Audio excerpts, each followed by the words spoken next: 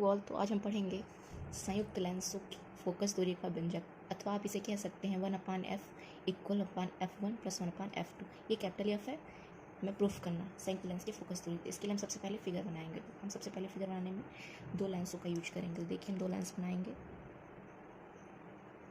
कैसे लेंस बनाएंगे? उत्तल लेंस बनाएंगे। बना लीजिए दो लेंस आप। ये देखिए एक लेंस हमारा ये हो गया और दूसरा लेंस ये हो गया। हमने दो लेंस बना लिए। अब देखिए बीच में क्या होता है आपका प्रकाश की केंद्र। हमने नाम रख दिया, एक का नाम O1 दूसरे का नाम O2। ये हमारे लेंस है दो। एक का नाम L1 रख दिया हमने, एक का नाम L2 रख दिया। अब देखिए बीच से कौन सी रेखा जाती है आपकी? मुख्य अक्ष। मुख्य अक्ष हमने क्या बताया? लेंस L1 और लेंस N2 दो पतले उत्तल लेंस हैं जो एक दूसरे के संपर्क में रखे हैं एवं जिनका प्रकाश की केंद्र क्या है? O1 और O2। O1 से U दूरी पर एक वस्तु है जिसका नाम क्या है? O। जिसका नाम क्या है? O। जिसका प्रतिबिंब कहाँ बनता है? देखिए लेंस L1 से होते हुए इसका प्रतिबिंब I1 बनता है। कहाँ पर बनता है? I1 पर। ये देखिए O1 से U दूरी पर हमने एक वस्तु O रखी जिसका प्रतिबिंब लेंस L1 से होते हुए I1 बनता है। ये I1, ये जो हमारा लेंस L2 है, इसके लिए वस्तु का कार्य करती है और इसका अंतिम प्रतिबिंब कहाँ पर बनता है? I पर। तो ये बना दीजिए अंतिम प्रतिबिंब। ये हमारा हो गया I। अब देखिए O2 से I1 की दूरी कितनी हो जाएगी?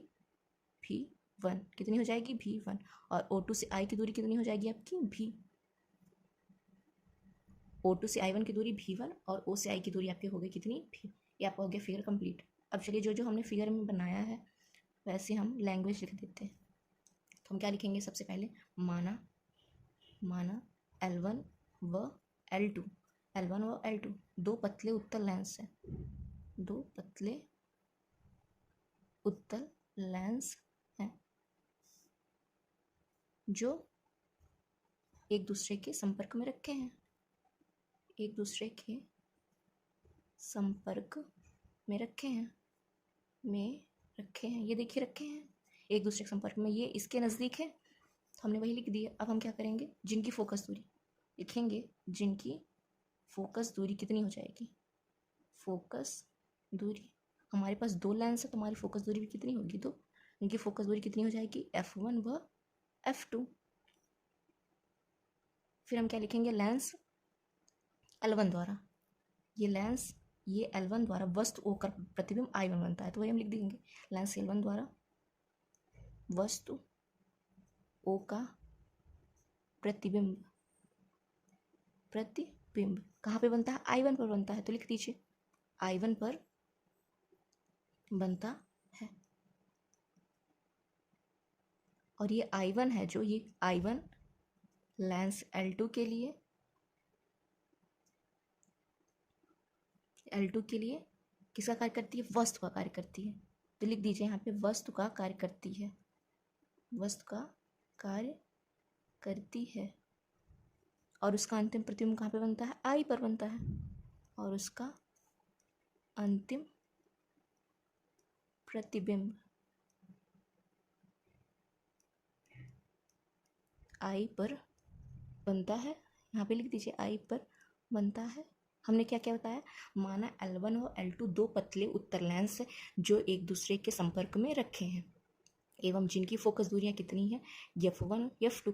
चूंकि हमारे पास दो लेंस है L1 और L2 तो इनकी फोकस दूरी भी क्या होगी? F1 और F2। जैसे इनके प्रकाश के केंद्र दो हैं, O1 और O2। फिर हमने क्या बोला? लेंस L1 द्वारा, ये लेंस हमारा L1 है, द्वारा वस्तु O का प्रतिबिंब, ये हमारी वस्तु है, कहाँ पर बनता है? I1 पर बनता है। और ये जो हमारा I1 है इस लेंस के लिए, लेंस L2 के लिए किसका कार्य करती है? वस्तु का कार्य करती है। इसका अंतिम प्रतिबिंब कहाँ पर बनेगा? I पर बनेगा। आपको इतना समझ में आया? अब चलिए आगे लिखिए। जहाँ आप बता दीजिए, जहाँ यहाँ पे लिख दीजिए जहाँ आप क्या लिखेंगे? वस्तु की स्थिति क्या है आपकी? वस्तु की स्थिति क्या है आपकी? U दूरी है ना। ये देखिए हमने फिगर में बनाया है ना, दूरी कितनी है? U। फिर प्रतिबिंब I1 की स्थिति बता दीजिए। प्रतिबिंब I1 की स्थिति और यहाँ पे लिख दीजिए प्रतिबिंब I की स्थिति। देखिए क्या है? प्रतिबिंब I1 की स्थिति देखिए क्या है? V1। और प्रतिबिंब I की स्थिति क्या है? V1। मतलब दूरी O से O2 से लेकर I1 की दूरी कितनी है V1, और O2 से लेकर I की दूरी कितनी है V, तो लिख दीजिए प्रतिबिंब I1 की स्थित V1, प्रतिबिंब I की स्थित V। आपको इतना समझ में है। अब हम लेंगे लेंस L1 द्वारा, लिखेंगे लेंस L1 द्वारा वस्तु O का प्रतिबिंब, लेंस L1 द्वारा वस्तु O का प्रतिबिंब कहाँ पे बनता है, I1 पर बनता है, I1 पर बनता है। तब लेंगे लेंस सूत्र से, लेंस सूत्र से। अगर आपको लेंस फार्मूला ना पता हो, लेंस सूत्र ना पता हो, तो हमने पढ़ा रखा है, आप प्लीज़ जाके देख सकते हैं चैनल पे। तो क्या होता है लेंस सूत्र, 1/f इक्वल होता है 1/v माइनस 1/u। तो हमारे पास यहाँ पे फोकस दूरी क्या है, f1 है। लेंस L1 की फोकस दूरी क्या है, f1। तो हम क्या लिख देंगे यहाँ पे 1/f1। और क्या होता है lens formula, 1/f equal 1/v minus 1/u। तो हमारे पास यहाँ 1/v की वैल्यू क्या दी है, v1। तो हम लिखेंगे v1 माइनस u की वैल्यू क्या आपकी दी है, u ही दी है। देखिए u की स्थिति u ही है, तो हम लिख देंगे यहाँ पे u। अगर आपको ना पता तो हम लिख देते हैं यहाँ पे लेंस का फार्मूला क्या होता है, 1/f equal v minus 1/u। हम इसी से तुलना कर दिए। देखिए यहाँ पे f है, ये हमारा लेंस फार्मूला है, तो लेंस फार्मूला से हम तुलना कर दिए हैं, चूँकि हमारी फोकस दूरी की है f1 और हमारे पास प्रतिबिंब कितना है v1। वस्तु सेम है, u है यहाँ पे, u यहाँ पे। इसको हम समीकरण 1 बना लेंगे। आप लिख दीजिए समीकरण 1। हम लेंगे लेंस L2 द्वारा, अभी लेंस L1 लिए था, अब लेंस L2 लेंगे, लेंस L2 द्वारा। इसमें वस्तु क्या है लेंस L2 के लिए, देखिए हमने बताया लेंस L2 के लिए वस्तु आपकी क्या है I1। तो हम लेंगे लेंस L2 द्वारा वस्तु I1 का प्रतिबिंब, I1 का प्रतिबिंब I पर बनता है। तब लेंस सूत्र से,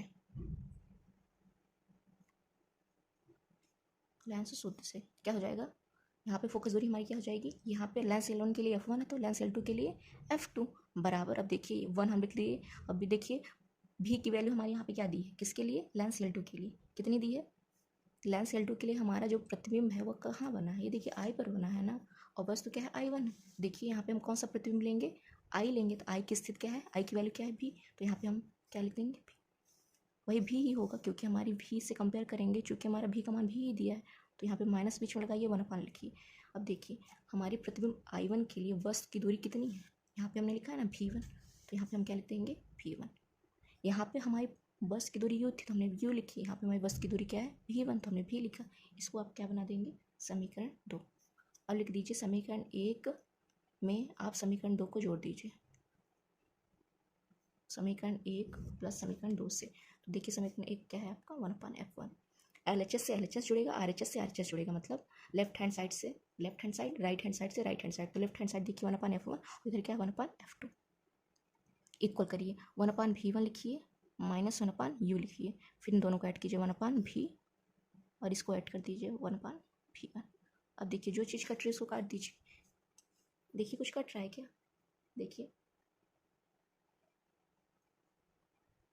जो चीज़ कट रहा है आप उसको काट सकते हैं। देखिए क्या कट रहा है,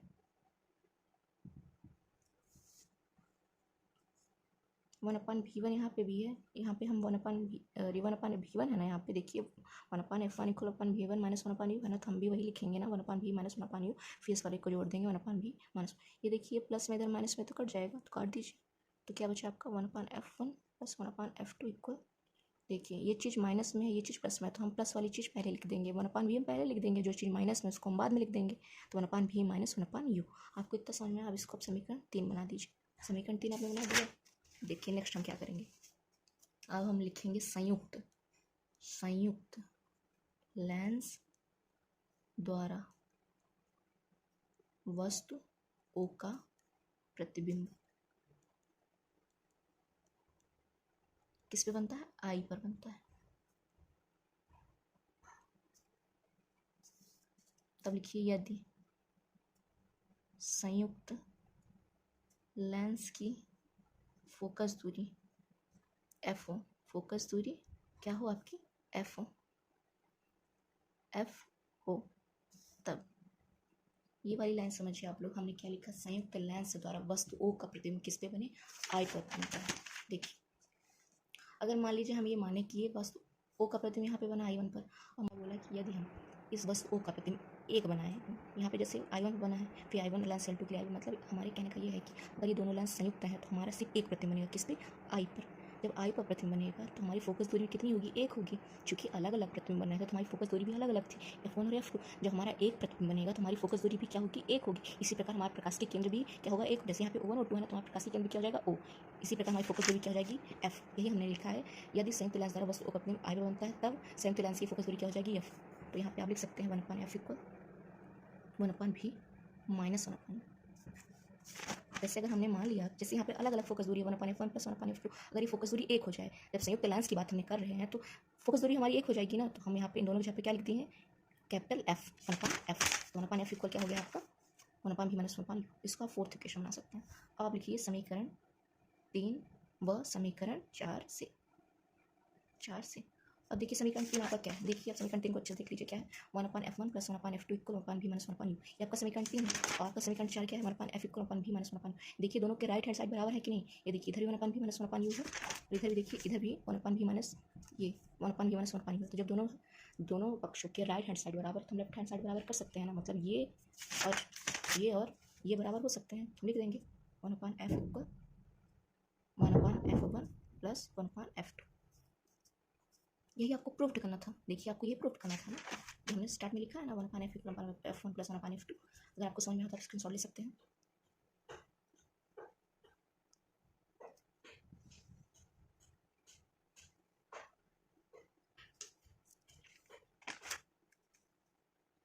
थैंक यू फॉर वॉचिंग। अगर आपको पसंद आया तो please like share and subscribe. Thank you.